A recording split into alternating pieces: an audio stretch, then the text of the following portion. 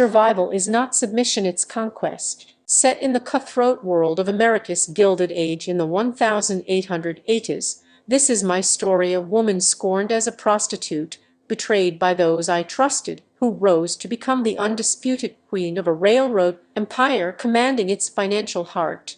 They gaslit me into believing I was worthless, but I uncovered their lies and turned their betrayal into my triumph. I refused to break, chose power, and exposed their deceit to claim my throne. This heart-shattering historical drama of betrayal, redemption, and ambition will break you, make you question who you trust, and show you the strength of a woman who defies all odds. My name is Margaret, and I once believed in love and promises. I lived in the shadows of Chicago's gritty streets, surrounded by my lover, Edward, a rising railroad financier, my older sister, Lillian, my younger brother, Samuel, and a makeshift family upstreet, vendors and barmaids.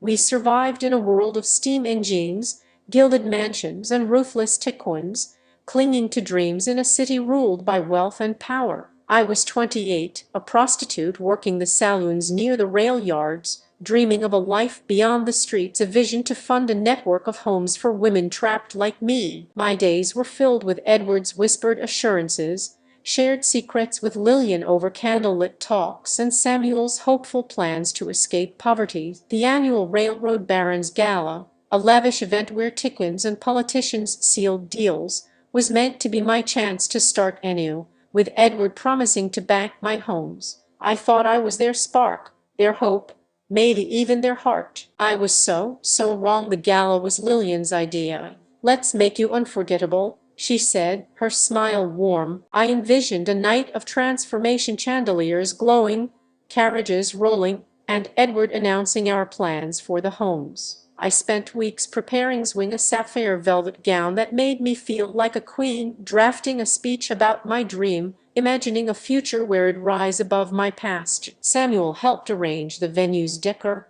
and Edward teased about a grand reveal. I was radiant, my heart soaring, picturing a new life, my makeshift family by my side. I'd stay up late, dreaming of the gala, replaying Edward's promises, his charming smile, our quiet moments by the rail yards. I believed they saw my worth, my fire. I was naive, blind to the trap they were weaving. The gala night arrived, and the grand hall was a spectacle. Candeliers sparkling, tables laden with silver, a string orchestra filling the air with elegance. I glowed in my sapphire gown, my gold hairpin catching the light, Edward's arm around me as we greeted tycoons, bankers, and their jeweled wives. The air buzzed with whispers of railroad mergers and fortunes. My heart raced with hope, feeling like I was on the cusp of a new beginning. Lillian took the stage, her voice poised, and I expected her to introduce my speech. Instead, her tone turned sharp. "We must address Margaret," she said, unveiling a screen with a forged contract supposedly signed by me, confessing it embezzled funds from Edward's railroad deals, jeopardizing his empire.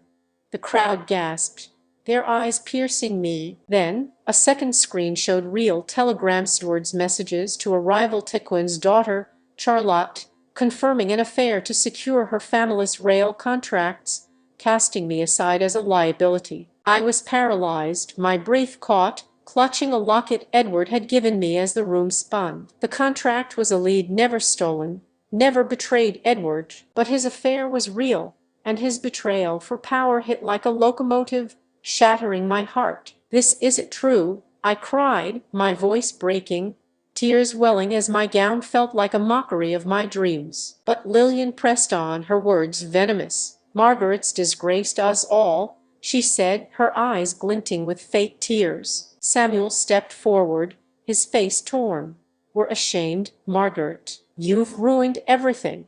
Edward's associates nodded, muttering about trust. The gala's guests sneered, tycoons turned away, and Edward stood silent, his face pale with guilt but offering no defense. The hall buzzed with judgment, my hopes crumbling. My moment of redemption became a public execution. I fled to a quiet courtyard, sobbing in my gown, the chandeliers mocking my pain. My makeshift family had blamed me for Edward's betrayal to protect their wealth, but I didn't know why they'd turned on me so viciously. The next day, I confronted Lillian in a smoky saloon, my eyes swollen, my voice raw, clutching the locket. "Why would you forge that contract?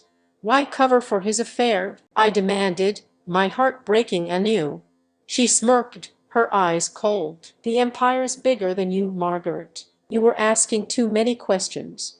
My mind raced, piecing it together. For months, it'd been probing their finances, missing funds, Edward's secret meetings, and Lillian's deals with rival tycoons. They'd been plotting to merge with Charlotte's family, securing a railroad monopoly by sacrificing me. My questions about the accounts had threatened their plan, and they'd known about Edward's affair for months, using it to frame me as a thief to silence me. Samuel admitted it, his voice low.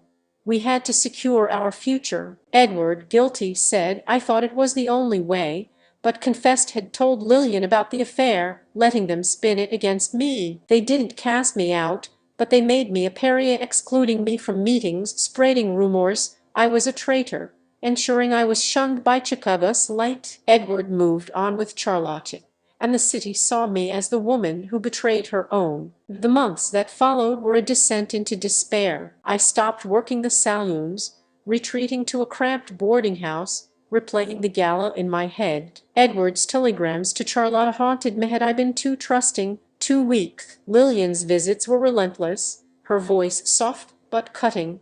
"Maybe you were greedy, Margaret. Samuel sent letters. We care, but you need to fix yourself." Their gaslighting worked. I began doubting myself, questioning if it brought this on myself. It hold the locket, its shine gone, terrified. My dream of homes for women was dead. My confidence shattered. I avoided the rail yards, dodging whispers from vendors and clerks, my heart breaking with every snub. "Margaret's a thief.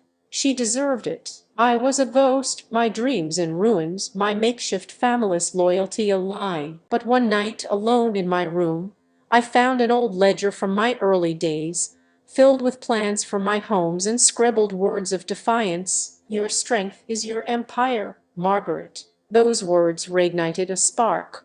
I wasn't the villain they'd painted. Had been betrayed. I decided to fight back, not with tears, but with cunning. I still had allies among the city's forgotten barmaids, rail workers, and small-time brokers who owed me for past kindnesses. With trembling hands, I started digging, infiltrating Edward's operations through whispered tapes and stolen documents. I uncovered proof.